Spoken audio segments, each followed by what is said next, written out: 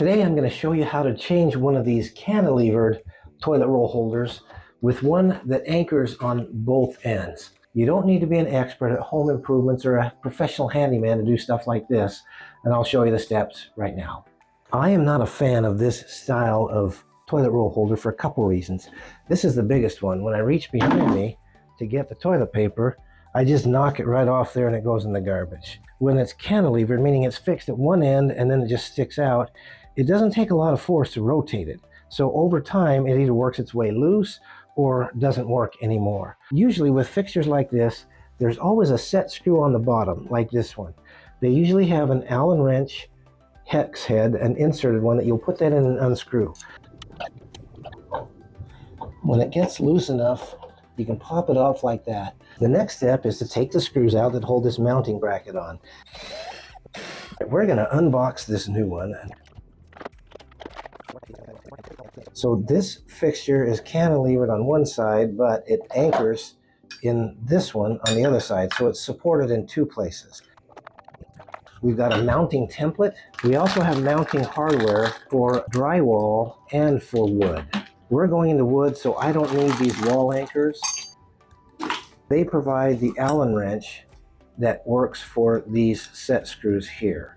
So I'm going to want to back those out just a little bit. You always want to make sure that the set screws are on the bottom. Notice it says up is here.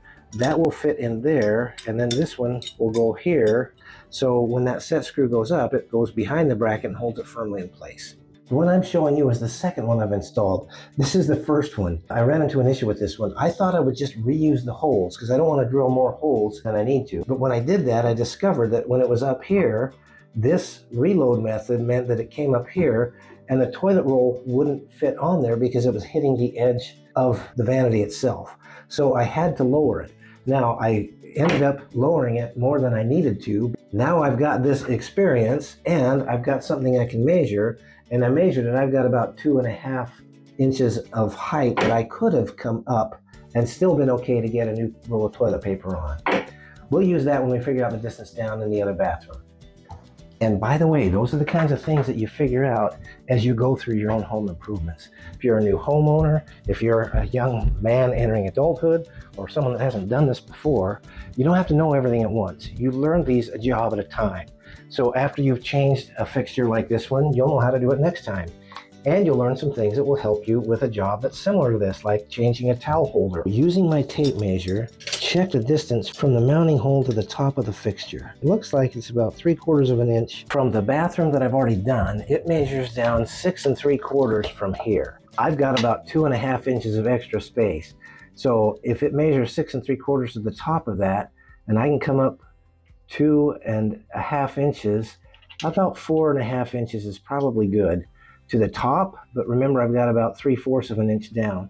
I'm just going to go at about 5 inches for drilling the hole. I'm going to lower it just a little bit to be safe. I've got this about the right distance, but I also need this to be level. So we're just going to take our level, hold it on that line, and lift this up until the bubble's in the middle. Then I've got tape on this corner, I can put that down. The instructions tell you what size of a drill bit you need to use, whether you're going into wood or if you're going into drywall.